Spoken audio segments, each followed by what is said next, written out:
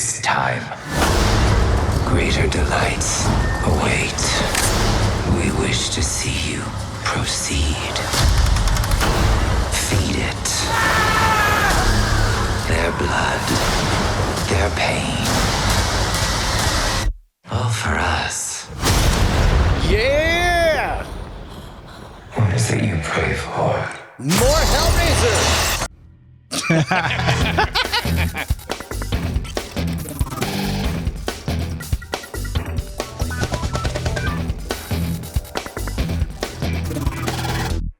What is it you pray for? Cordkillers, the show about watching the stuff you love when you want, where you want, however you want. I'm Tom Merritt. Hey, Stephen King once said, I have seen the future of cutting the cable cords, and it is called Cordkillers. I'm Brian Brushwood. Man, I loved Clive Barker's original Hellraiser books. I loved the comic books. I loved his work on Nightbreed and his short stories, and I loved the movies. This is kind of I don't want to say hallowed ground for fear of God throwing a satellite at me, but this is precious territory for me. What do we know about this version of Hellraiser, Bryce? So this is Hulu's upcoming film, just called Hellraiser.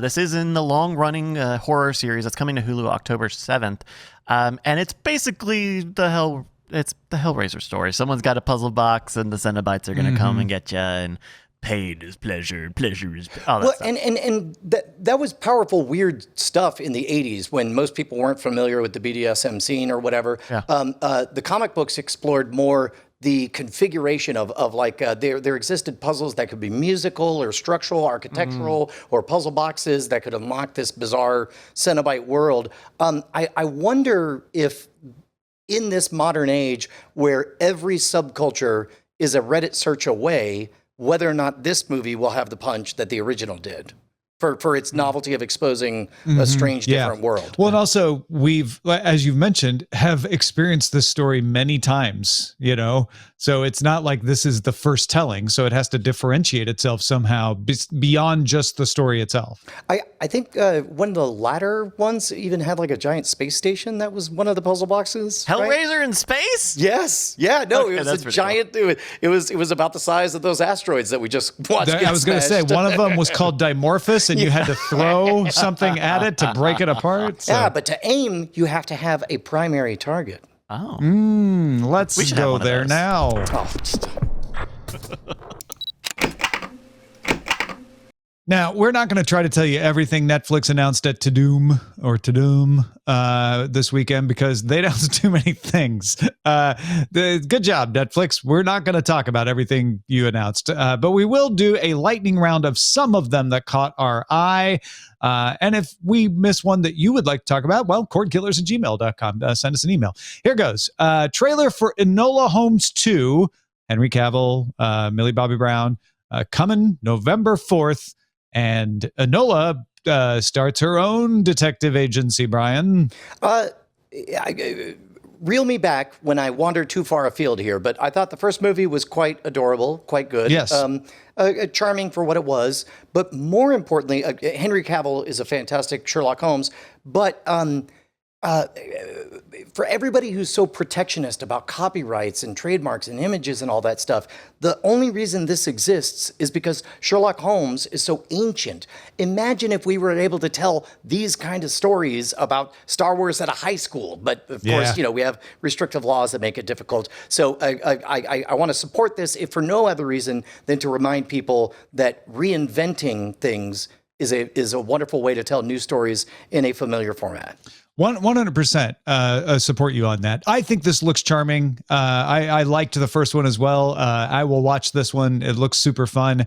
And yes, there have been studies that said, well, if what we want to do with copyright law is actually maximize creativity, about 14 years is the amount of protection you need. That makes sure that you can capitalize your original creations enough that you don't get dissuaded from making them, but then foster other derivatives off there. I mean, now, you realize that means that you and I get to do Cordkillers as a Fight Club movie, and you know, like all the stuff that opens up becomes incredible. Yeah, it would. But sadly, 99 years plus the life of the author is what we have in the United States. Thank you for dying so young, Harry Houdini. Spy thriller called Heart of Stone, starring Gal Gadot, has a teaser that's coming sometime next year on Netflix. This was more of a like, here's why we made it and what we wanted to do kind of thing, rather than just scenes from the movie, though. There was a great moment because this vignette actually starts off with looking like a trailer. And it says on the moment when they say what we do is too important. And then it cuts without explanation to clearly a movie set and somebody running and jumping through a window or whatever. And I thought, oh, this is hilarious, pretending like Hollywood matters and that making movies is important. I love it.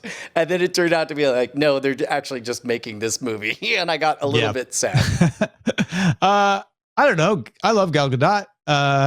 I tend to enjoy Netflix's cheesy action movies, and if this one just ends up being another cheesy action movie, I'll have it on in the background, play a video game while I watch it. I will vouch. Good enough for me. I'll vouch for the fact that if what they set out to do was to convey we are making big budget, high production value action things, it definitely is communicated in this. Yeah. There's a clip from Queen Charlotte, a Bridgerton story, a spinoff of Bridgerton focused on, Queen Charlotte. That's coming next year. I wanted, it's a fine little vignette. It's a cute scene. Yeah. That kind of cute scene that you predict in the first 10 seconds and then have to sit through 2 more minutes of. Oh, I did. It caught me off guard. I was like, oh, really? Oh, because I don't know any of the Bridgerton stuff. I was like, that's just a guy. I don't know. She's looking, I don't know. He's young for a king. He's the young Pope King. Yeah, the young Pope King. Yes. Okay. No, not for me, but looks good for what it is. What do you think, Tom? Do you watch Bridgerton? Right. I watched the first season. I never did get around to watching the second season yet, though. Oh. So I know about Queen Charlotte, but I don't know all the things that happen. And this, honestly, this reference is going to be lost on pretty much everyone. But this absolutely reminds me of a Chinese series called The Eternal Love, not the 10 Mile Peach Blossom one, but the 10 cent cheap one where she's like trying to jump over the wall. Anyway, yeah, that's what it reminded me of. Yeah. So I was thinking the exact same thing. Next thing. We have a new clip from the Addams Family series Wednesday coming November 23rd. And I'll tell you, Brian, I am enamored of this performance of Wednesday. I'm really looking forward to this. It's definitely counter programming to everything we've seen of Wednesday because she's always been aloof and sort of standoffish, very not unlike one of my daughters, to see her engaged, enraged, and lashing back at her parents is an interesting twist. Also, if you're going to subdivide the Addams Family franchise, you could do way worse than just Wednesday and a hand.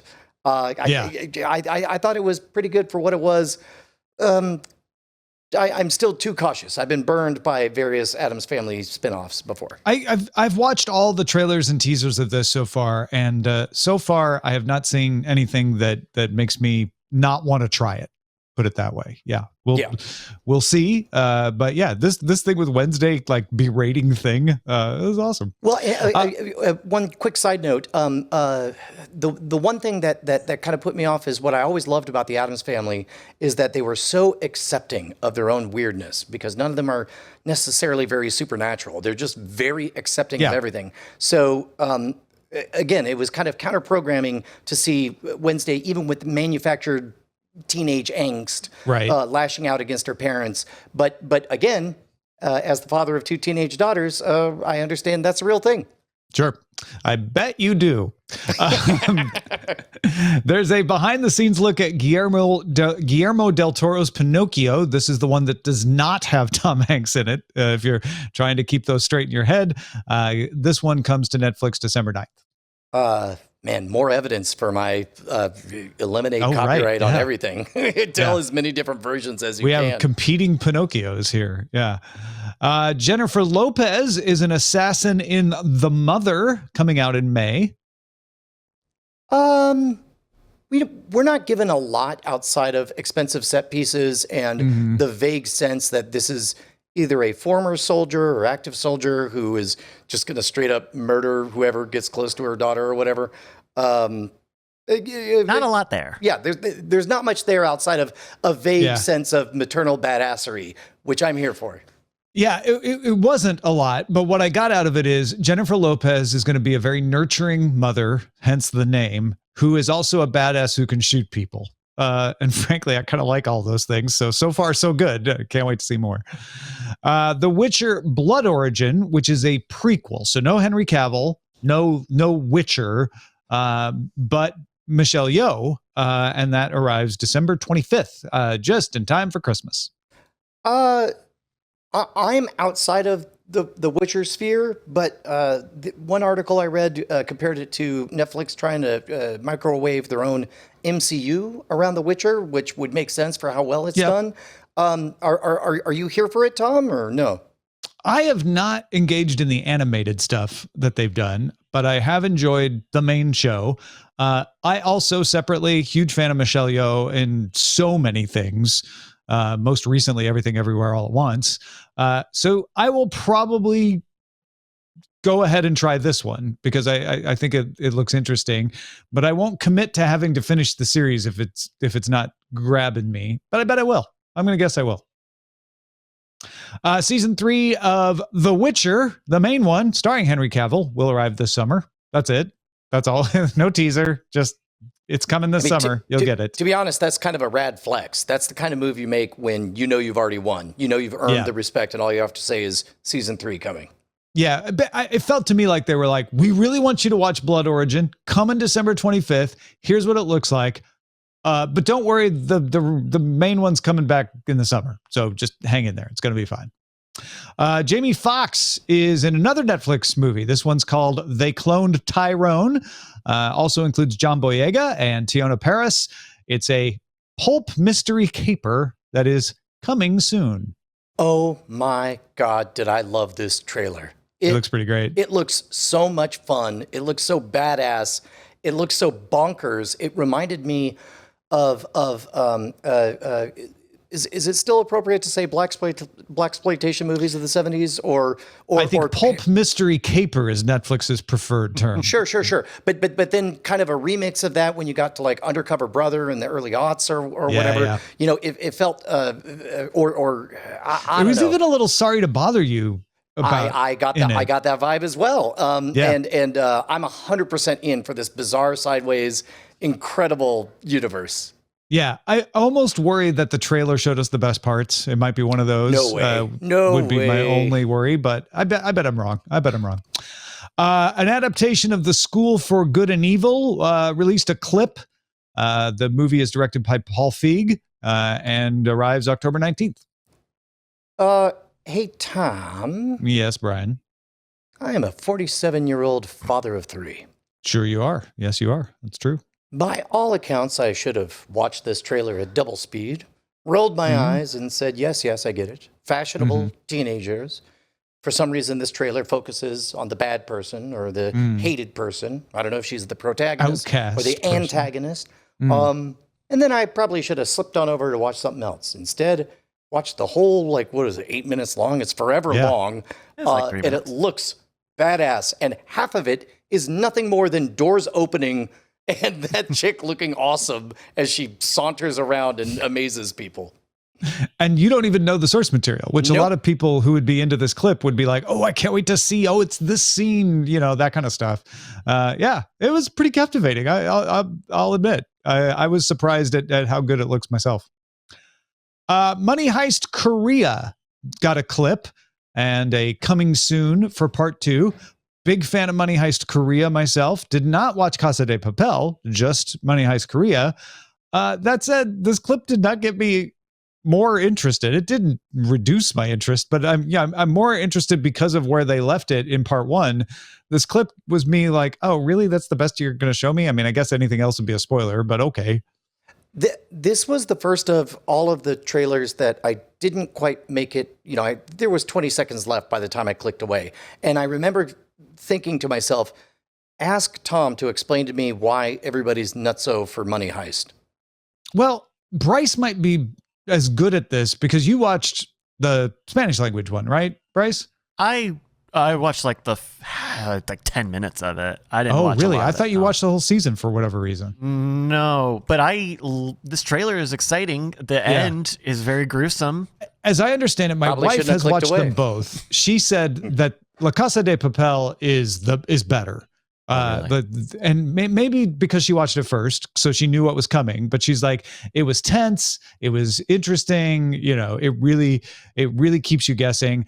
I never watched that one, but I did watch the Korean one, and I thought that about the Korean one. So I kind of think it's because if you know what's coming, it's not as good. This is one where you want to know as little as possible going in, whichever version you watch.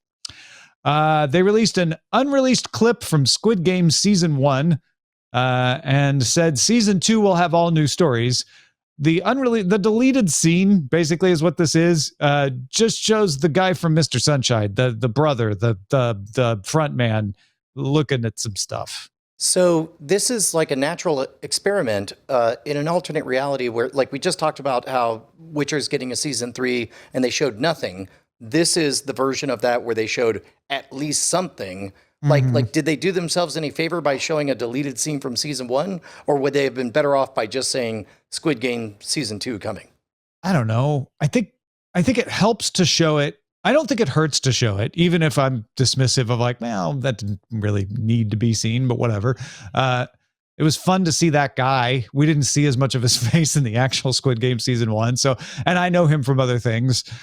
So I was like, oh, there he is. Cool. And it didn't add anything. It didn't reveal anything, but it did make me pay more attention, which is what they want. Right.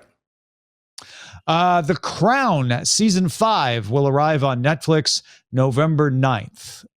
So a lot of stuff with The Crown was tied up with the passing of Queen Elizabeth II, and they paused production and all of that. And I think they were waiting for all of that to die down before they made an announcement they were probably going to make anyway. Or maybe they were going to make it on TUDUM, because that would make sense too. But it's coming back, and it's coming back November 9th. I think it's great. I think it's an excellent series, and I'm going to watch it. I'm excited. I feel like it would be inappropriate for me to make any jokes at this moment. So instead, I will quote an awesome joke that, or a story, a genuine story that Andrew Heaton told on his podcast, The Political Orphanage. He talked about how neat it was to have a kind of toothless figurehead that everyone rallies around, and speculated about whether or not America could use one and so on. But he ends with this little vignette. In the early days of Reuters, they decided in their style guide it was inappropriate to refer to the Queen because that was too familiar. So they set up within their internal system an auto replace. If anybody wrote the Queen, it would replace it with her proper title, Queen Elizabeth II. And so as a result, Reuters put out an article in which it says, Queen Elizabeth II can have up to 2,000 larvae per day. They will form into soldiers, farmers, and breeders. Yes, because the Queen being referenced in that story was, of course, a bee. Yeah. No, it's pretty great. This is not going to tell the final part of the story of The Crown, but it is our first look at the new cast, and I think there is one more season after this one, if I'm right. And they will not take it all the way up to present day. So you will not see the death of the Queen. At least that's what they had said before. We'll see if they change it. You is the name of a show on Netflix. I'm not referring to You. I'm talking about the show called You, and season 4 will debut February 10th for part 1, and part 2 will come out a month later on March 10th. Is Netflix getting more comfortable with this like 2-part thing like they did with Stranger Things? I think they should. If they're not already comfortable with it, they should, because we're starting to see kind of a settling in of if it's a half hour to 45 minutes, just give me your first 3, release them in blocks, or go weekly after that. I don't care, but give me enough to get my hooks in. And I think that's a counterintuitive, smart move that Netflix is adapting to. Having it be exactly a month too, which is usually what they count 28 days of streams for their numbers. Like that just stuck out to me. There's a trailer for season 3 of Outer Banks coming back in 2023. Oh man, this is I'm suddenly realizing. Kakalaki. What? Carolina. Okay. People who love Outer Banks freaking love this show. That is my takeaway from knowing Outer Banks is a thing. The teenagers who love Outer Banks, they love Outer Banks, dog. Anyway, Outer Banks. Yeah. Kakalaki. And it's coming back sometime next year. And you got a trailer. There's also a trailer for another show a lot of people love, Manifest, season 4, part 1, 10 episodes. So part 1 is 10 episodes. Isn't that just a full season on Netflix? I don't understand. But anyway, they're calling it season 4, part 1, coming November 4th. What was the conceit of Manifest again? A plane disappears for 5 years, but everybody on the plane just skipped through time for like a second. And so everyone shows up and they're like, oh, we thought you were dead for the past 5 years. But then everyone who was on the plane dies for some reason. And there's like a supernatural thing. And it's like a lost number file, numberology sort of thing. Wait a minute. Exactly 5 years? So they couldn't even change the number of years from the blip? It was like 5.5 years or something like that. Okay. I don't know. It might have, Manifest may have premiered before Endgame. Before Infinity War. Because this is season 4. Yeah. I don't know that for sure. I don't know. I am so They've had more than a year between seasons. I'm so not tempted to pick fights since we all but literally lived through a blip where, remember when 2 years of our lives just vanished? Yeah. Right? Yeah, I had a guy come in to repair something. He was like, how long ago did I work on this? I was like, I don't know, 1.5 years. He's like, no, it was before COVID. I'm like, oh, yeah, no, 3.5 years. Because there were 2 years that just went away. And unrelated to TUDUM, or however you pronounce it, Netflix dropped its lawsuit against the unofficial Bridgerton musical. Apparently, they reached a settlement. It was not a settlement that was filed with the court, though, so we don't know any details. Parody law is kind of curious. This was trademark. If you recall, Netflix originally was fine with it. They were like, we love this. It's fan art. It's great. And then they started using Bridgerton in promotions and the name on programs. And that's when Netflix's lawyers got, that's a little too far because that's trademark. That's a trademark infringement. Yeah. Okay. All right. Well, I don't want to get in the weeds, but there's another interesting story. Maybe we'll talk about it in After Talk.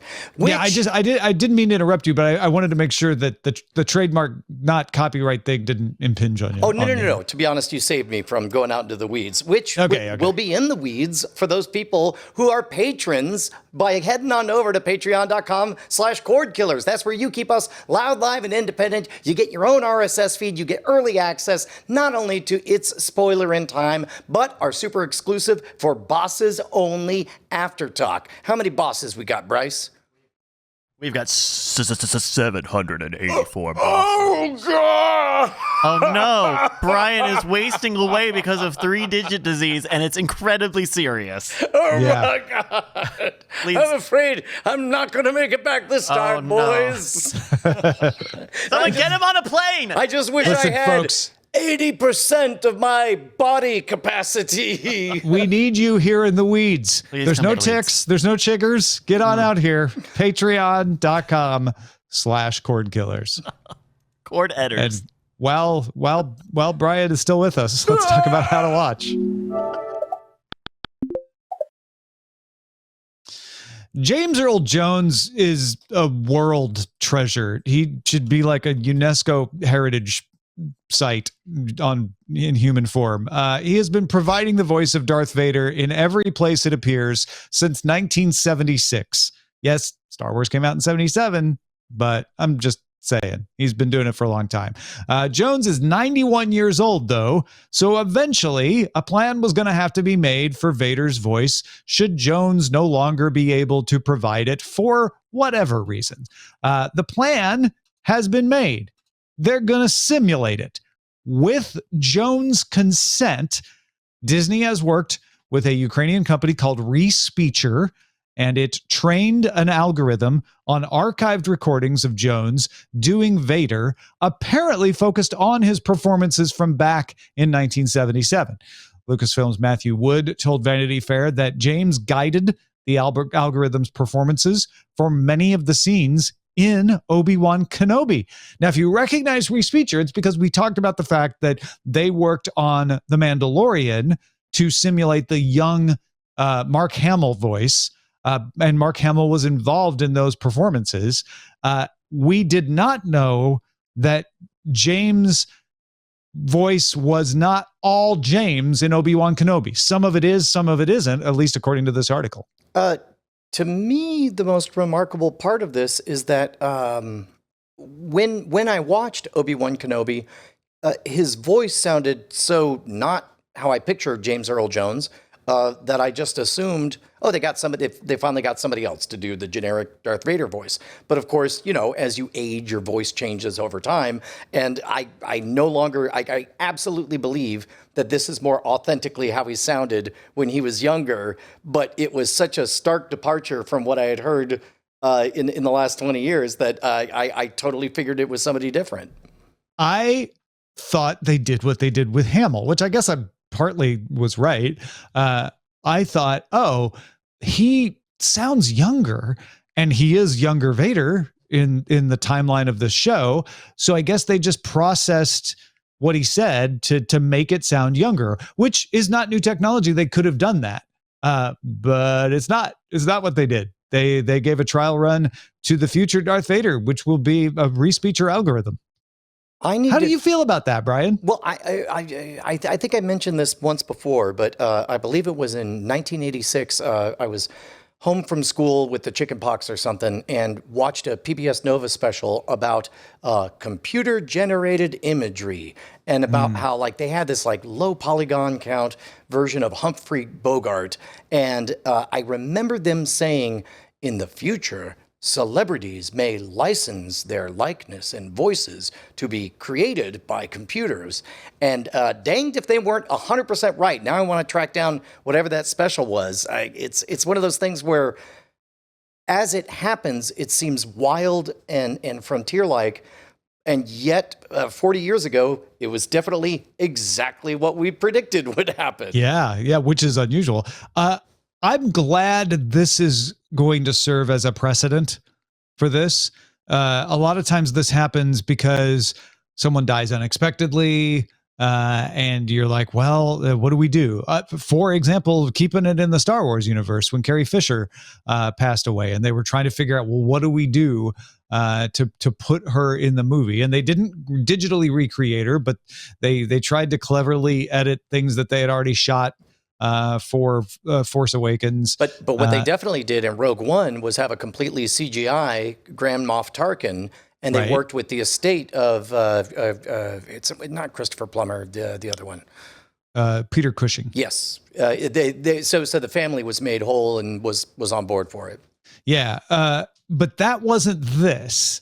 That was a one-off. We would like to bring this character back. This is James Earl Jones saying, I authorize that you can use my voice for this character from now on. I will work with Reese Feature. I will guide the algorithm in this performance so that, I'm getting some input into how it works, and then, go do it in the future. And I'm assuming that the Jones estate will continue to benefit from that, which as it should.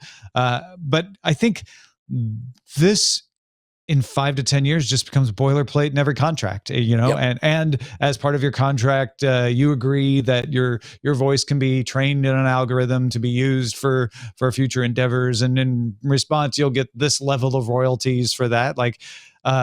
I'm not saying there won't be any disputes about that, but I think this is just going to become standard. I would be surprised if we go straight to, early days, you're in your mid-20s and somebody hands you a sucker contract and that's in there.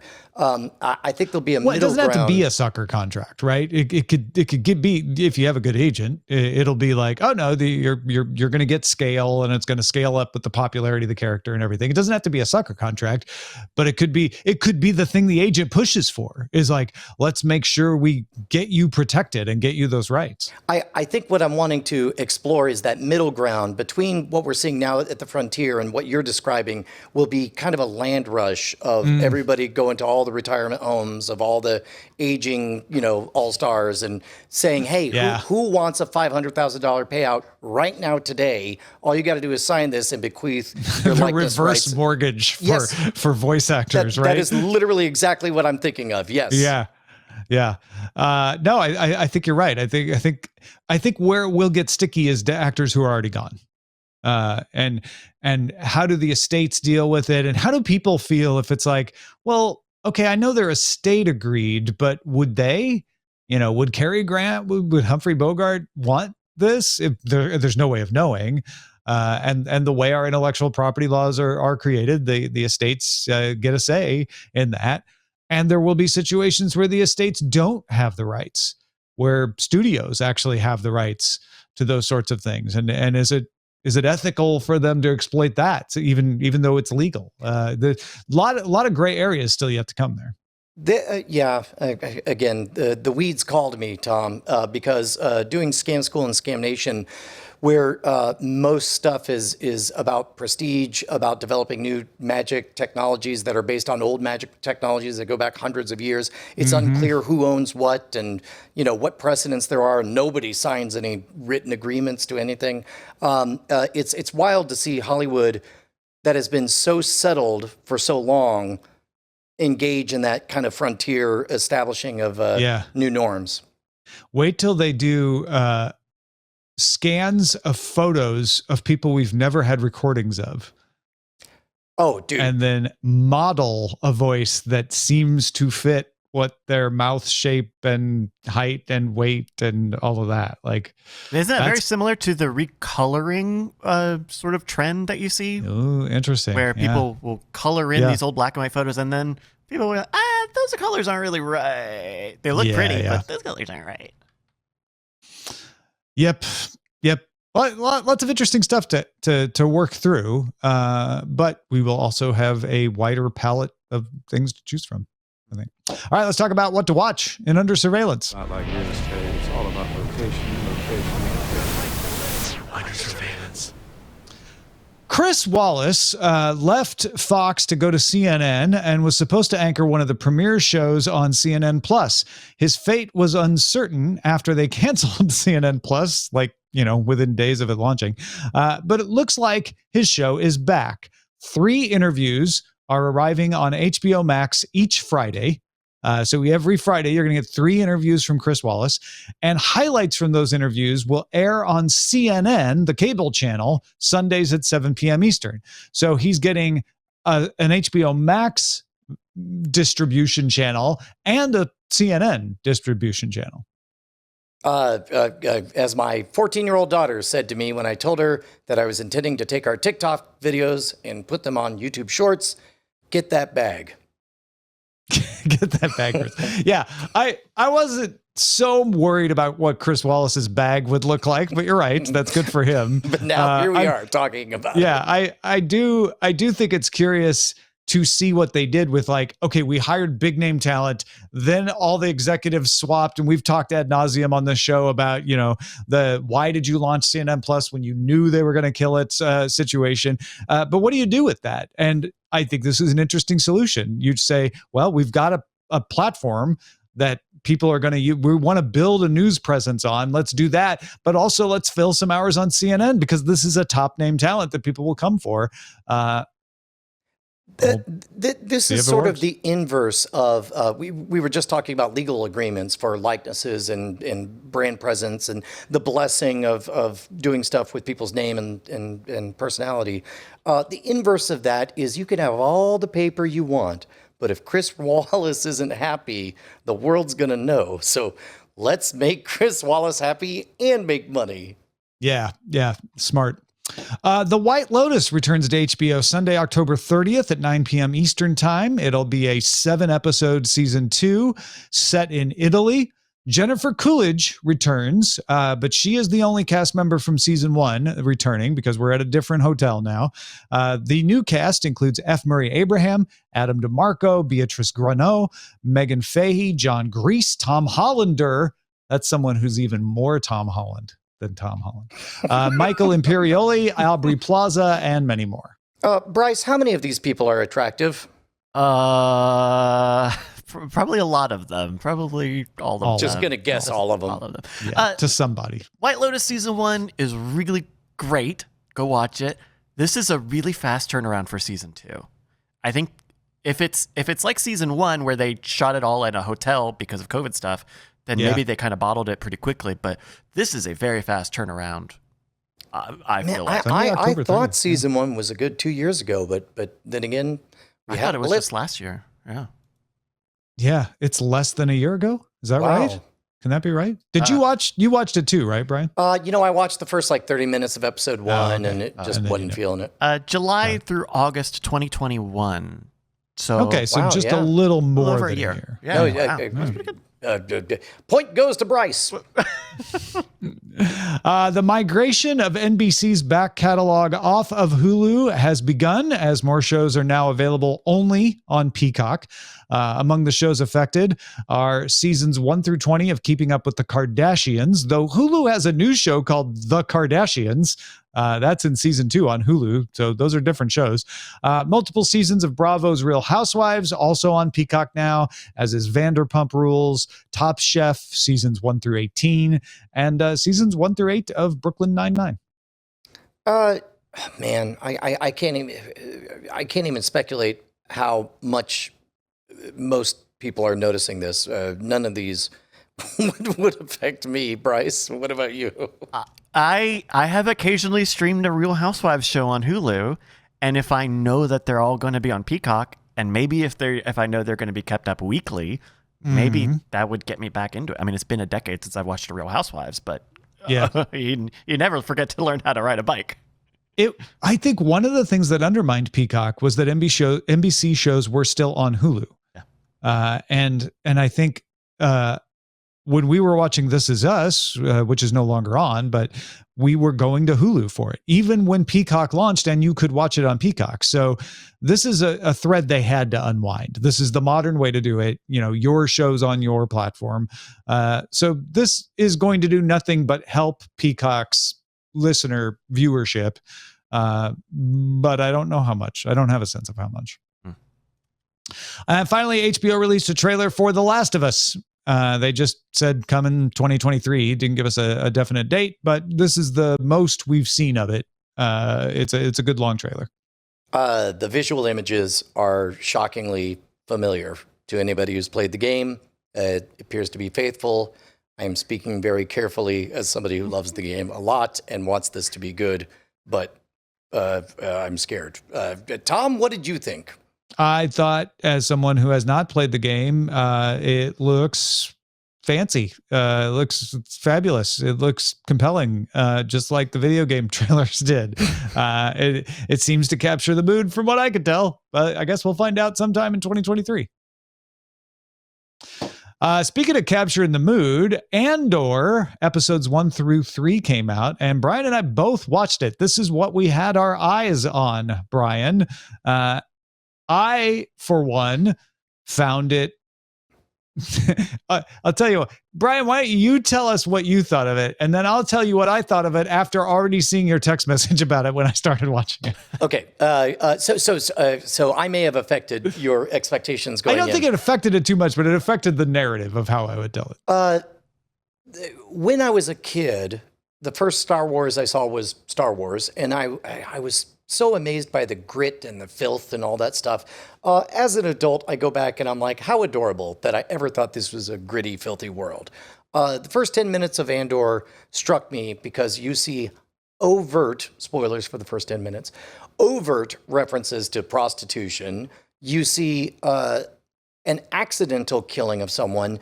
And it's not just that somebody dies, because a lot of people die in Star Wars, but never have I watched 15 to 20 full seconds of tortured trying to resuscitate, realizing somebody's dead, and then somebody doing the math and realizing that they're alone in a back alley. This felt, pacing-wise, more like The Shield or The Wire or something. And then ultimately, our hero straight up puts a bullet in the brain of a random security guard in a company town. That's something I haven't seen in Star Wars. And don't come at me with like, what, Vader slashes down 1 billion rebels. That's the point, is that you never pause 20 seconds to watch them cry over it. I enjoyed the first 3 episodes. I'm sad because I know that eventually we're going to show up at the Empire and all that stuff. But for right now, the fact that for the first time in a long time, Star Wars felt like a big place. And I felt like we were seeing a very small story in a very tiny corner of a very big place with real consequences. And I liked it quite a bit. Yeah, the text message Brian sent me said, the first 10 minutes of Andor has some stuff I never thought I'd see in Star Wars. So I didn't know what he meant by that. It was not a spoiler, and I don't think it in any way affected my enjoyment. But I kept going, oh, this is what he means. And then a few minutes later, oh, wait, maybe this is what he means. And then a few minutes later, oh, I guess he also means this. Like, and after 10 minutes going, he could have also meant that. But it's not in the first 10 minutes. Like I definitely realized that you were going to look at this and think, oh yes, this is what we've been talking about. Show me a story that is in the corner of this large universe. Show me the grit and the grime. Just tell a good story that only relies on the wider elements of the world when the story would absolutely necessitate it, which is, I guess, some ways made easier because it's a prequel to Rogue One. But some ways made more difficult because it's a character from Rogue One. And so you might be tempted to, plant seeds for later connections, that they only did in the 3rd episode, and only by happenstance, in that a character from Rogue One happens to be the person that he would contact about a thing. And you're like, yeah, there's plenty of other more high-profile Star Wars characters they could have used if they just wanted, to turn my head. That is a guy that is involved in this world, and not even involved in the way that he's involved here, right? This actually gave more depth to that character's backstory by saying, oh, okay, so this is what he was doing at that time. And he wasn't going around like, well, as my friends C-3PO and Leia always say, like he was just a gritty person, trying to begin a resistance against the Empire. This is also the first Star Wars anything that I've seen that uses the official timeline of BBY before the Battle of Yavin. It says BBY 5 years. It's also the first time that we've ever seen somebody read something in that crazy hieroglyph basic thing, and then we saw on screen translated the conceit that you see on when somebody looks at a text message and there's a floating bubble of what they see. So again, it felt fresh and new and different in ways that I appreciated. All right. But Bryce, I don't think it landed quite as strongly for you, right? I didn't watch Rogue One. I don't love Star Wars, so I threw it on just to see if, and it really didn't. Okay. It didn't beat out, and like I think if I was more honed in on that world, or maybe just giving it maybe a little more attention, maybe trying it again. But I was talking about it on our Discord, and someone was like, "Oh yeah, these episodes are kind of like a full little arc." And I remember finishing these 3 episodes and going, "What happened? Did anything happen?" Okay. Yeah, that's interesting, because I wonder if it was the kind of story that you were like, oh, it's just not the kind of story I like. But it sounds like that wasn't it. I think I didn't have a good expectation, and I still don't have a good expectation of what the show is. I don't know what type of show. Is it a crime show? Is it an action show? Is it a thriller? Is it? I have a hard time putting it in a box, and so I feel a little like between. I'm on the fence still. Here's the way I read it: is World War II is just about to happen, and you're not a player in the game. You're just trying to make gears in your gear factory on the periphery of the story. But you definitely get uncomfortable when, higher ups in the German government come by or whatever. And so, and you find yourself an accidental and then an intentional murderer, and you just want to clear up your tracks and get back to finding your sister. Yeah. The finding your sister part is really what the story is about, right? There's a fascistic government that is crushing you, and your sister is gone. And there's a tenuous connection between, the difficulties that you're laboring under and the disappearance of your sister. And in your attempt to find her, you run farther afoul. You're a ne'er-do-well already, but you run farther afoul and have to go on the run. I will say, until this moment, I hadn't realized that they really don't play the I gotta find my sister story up enough. You kind of forget that's his main motivation. That's what he was up to that led him into getting into all this trouble. Yeah. Brian, I know there's you're doing a rewatch with your daughter too. I saw the end of Breaking Bad with my daughter, and I insisted that she go in straight into Better Call Saul. She now has gone back and watched El Camino, but I was explaining to her that Better Call Saul has that conceit of the black and white for the current timeline and the color for the past timeline. And as that happened, the very first episode 1, you're seeing black and white Saul Goodman watching his old commercials, and she instantly notices that the reflection in his glasses is in color, which I thought was really cool. I think we talked about this in After Talk last week, but yeah. Very cool. All right, Bryce, what should we be on the lookout for? Hey, Nikki sent us a recommendation a little while back, and a thought on soaps. Nikki wrote, "Hi guys, my on the lookout is Pretty Smart on Netflix. I liked it as a candy corn show. At the Candy Corn Show, it is good for most ages over the holidays, I would think. This is Pretty Smart is a multi-camera sitcom on Netflix about the smart sister who moves in with the free spirit sister, and she's not quite so dumb as you think. All of these people that she roommates with are dumb, and it's the whole thing. But yeah, it looks neat. It's an interesting idea for sure. Nikki also mentioned that a bunch of soap operas ended up on Pluto. This was this email is a little older than the news from a few weeks ago about all that stuff moving over to Peacock, but was wondering why when these soap operas were on Pluto and Peacock, why they only had 2 or 3 seasons available at a time, especially for these shows that have been around for decades and decades of 5-day-a-week shows. That was Nikki's only gripe. Otherwise, I think Nikki was very excited to see some soap operas. So thanks for killing the cords, Nikki M in Omaha. Thank you, Nikki. That is Pretty Smart. It's a show on Netflix. If you'd like to send something for us to be on the lookout for, please email it to us, cordkillers@gmail.com. Thank you. And now Brian will send us something that we need to be on the lookout for from him. Yeah, dude. Me creeping in the shadows, waiting for you to sit down, cuddle up, watch some Netflix. All of a sudden, the window cracks open. That's right. Cracks. And I whisper, get ready to buy. And then you look left, you look right, you're like, buy what? I'm like, some stuff at scamstuff.com. And you're like, what stuff? Spirits. And it's like, and then I say in a normal voice, it's not the holidays, but get ready.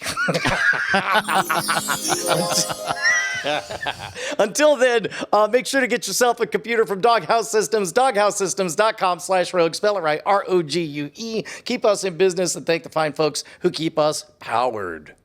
Let's move on to the front lines. Front lines! The Hollywood Foreign Press Association, the group best known for putting on the Golden Globe Awards, has reformed their laws, their bylaws, and their membership. And NBC now says it will broadcast the Golden Globe Awards in 2023. 2022 was the first year the Golden Globes was not televised since 2008, when it was not televised because of the writer's strike. Among the reforms are 21 new members that they say will diversify its membership, 100 new voters, including some from outside the United States. It's the Hollywood Foreign Press Association, but they all were in Hollywood, even though they were from the foreign press. Also, a ban on voters receiving gifts from studios. Apparently, you could, I don't know if bribed is too strong of a word, but you could take gifts from studios. That's not going to be allowed anymore. The return to NBC is a 1-year deal. NBC is like, we'll do it 1 year and we'll see how it goes. I mean, how on earth are they going to enforce that? The gifts thing? Yeah, because there's winks and nods and well, there's ways to enforce it, but the point is they didn't even have a rule before about it. Yeah, fair enough. Meanwhile, Netflix added a mobile game called Nailed It Baking Bash that will launch October 4th, a day before season 7 of Nailed It debuts. Netflix has several games tied to its series now, including the Queen Elizabeth II's Gambit, Shadow and Bone. The Queen's Gambit, that chess thing, not the crown. Larva! La Casa de Papel in Too Hot to Handle. Oh, that's amazing. Amazon's Thursday Night Football broadcast caused a record number of Amazon Prime subscriptions in a 3-hour period, beating records set during Prime Day, Cyber Monday, and Black Friday. So you know what's better than sales? Football. Nielsen reports that Amazon's Prime Video Thursday Night Football broadcast averaged 13.03 million viewers. That includes 1.16 million viewers over the air, because in the home markets of each team, the game was also carried on broadcast TV. Compared to last year's Thursday Night Football opener on NFL Network, viewership increased 47%. So if you thought Prime Video was going to be a difficulty for people, apparently it was easier than getting the NFL Network. Also in football cord-cutting news, Apple Music has been named as the sponsor of the next Super Bowl halftime show, replacing longtime sponsor Pepsi. That made a lot of people wonder if Apple's getting close to a deal for NFL Sunday Ticket, which is leaving DirecTV after this season. And the New York Times reports that while the NFL is still in talks with Google, Amazon, and ESPN, Apple is thought to be in the most advanced stages of negotiations. And Google announced that its Chromecast with Google TV HD, it comes with the remote, so you don't need to use a smartphone to control it. Thank goodness, though you still can. It's oval shaped, has HDMI and a USB-C input. The remote has a Google Assistant button. It only does 1080p, but with HDR, so it only costs $30. It's basically the 4K model without 4K for $20 less. Very nice. A few other things to round up here. Peacock announced its first original adult animation series called In the Know, starring Mike Judge and Zach Woods. It's a parody of National Public Radio. No release date on that yet. Disney Plus released a trailer for the series Save Our Squad, starring David Beckham, coming November 9th. Discovery Plus's streaming unscripted series Million Dollar Wheels will begin airing on TNT October 24th. So it's still going to be on Discovery Plus, but also airing on cable. There's a trailer out for season 19 of Grey's Anatomy, returning to good old broadcast ABC on October 6th. Apple will release a holiday musical called Spirited in theaters November 11th and on Apple TV Plus November 18th. It stars Octavia Spencer, Ryan Reynolds, and Will Ferrell. The agreement between Oprah Winfrey and Apple TV, signed in 2018, has come to an end, but both say they will continue to work with each other on a project-by-project basis. And Vince Gilligan has signed on to make a show for Apple TV and says Better Call Saul's Rhea Seehorn will be in it. They didn't give any other details. Rhea Seehorn is a national treasure. She is amazing and has proven her worth. It doesn't hurt that we took a gander at her first appearance in a tutorial on how to play Magic the Gathering back in the 90s. Boy, is she talented and just wonderful, and I'm so excited for whatever it is she's doing with Vince Gilligan. Yeah, me too. All right, let's get to the dispatches from the front.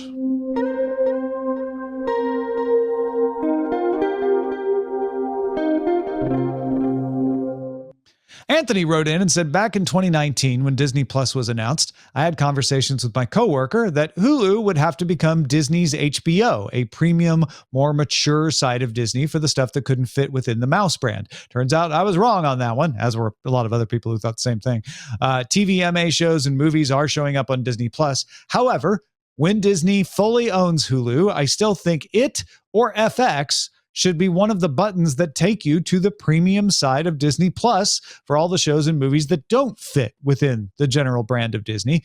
Only Murders in the Building, for example, could fit in just fine with other FX shows that will need a home when the hard bundle takes over, and perhaps ABC shows too.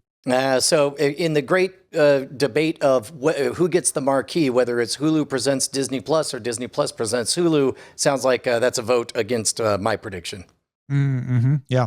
I'm not sure what they're going to do. I'm not sure Disney knows what they're going to do yet. They may not have decided. Alan wrote in, said, hey, Brian, Tom, and Bryce, one major difference between cable TV bundles and Disney's upcoming hard bundle, aside from the number of channels, is that Disney owns all the channels. There won't be carriage disputes between the hard bundle and any of the 3 channels that will suspend transmissions during tricky negotiations. Also, thinking about whether or not Disney will continue to offer any of the 3 channels separately, I think an interesting data point is Hulu Live TV. I don't know when this happened, but Hulu quietly changed Hulu Live TV into a soft, for now, bundle of Hulu Live TV, ESPN Plus, and Disney Plus. You can no longer get just Hulu Live TV on its own. You know, what's funny is we covered that, and the way Disney positioned it was Hulu Live TV now comes with ESPN Plus and Disney Plus. But I like the way Alan put it, is like, you can't not get it, even if you want to. So Disney and HBO Discovery creating bundles of their own channels seems inevitable. I don't think we'll reach the streaming equivalent of cable TV bundles, where channels from multiple owners are bundled together as the only available offering. The add-on model makes more sense for channels not owned by the parent company. When I first read this, I thought, yeah, no, carriage disputes are over. But then I sat with it. I'm like, wait, am I declaring an end to argumentation? And then it seemed a little bit less obvious. Well, I think carriage disputes are over because there's no carriage agreement, right? If there is and maybe it's the add-on channels that he talks about, then you can have arguments over that. But within Peacock, within Disney Plus, there's no carriage agreement. You just have your stuff. The closest we're getting to carriage agreements are something like Seinfeld or Friends, especially if it's owned by Sony or somebody outside the realm. And saying, well, you're not paying enough, we're going to yank it off Netflix and it's going to go to HBO Max. Or I think that will be the form of carriage disputes in the future more than anything else. Yeah, and I suppose that a lot of the in-public fighting becomes behind-the-scenes fighting. And that's probably, to be honest, for the benefit of the consumer. Yeah, possibly. Folks, our website is cordkillers.com. Our email address is cordkillers@gmail.com. We are live on twitch.tv/Night Attack, also carried on diamondclub.tv, Mondays at 7 p.m. Eastern, at 4 p.m. Pacific. We'll talk to you next time. Hey, Tom Merritt, what's going on? I'm just hanging out here watching this scroll go by. What are you doing? Trying to set up a bit where we thank our beautiful, beautiful patrons, all these wonderful names. I'm sorry, I'm too distracted looking at these beautiful, beautiful patron names going by. Look at that one. I mean, if you wanted to be one of these people, patreon.com/cordkillers would be the place to go. I mean, they're scratching our itch, like, because we're addicted. As long as it's consensual, like, we're addicted to their money. And love. Might as well face it. Well, God damn it. Diamond Club hopes you have enjoyed this program.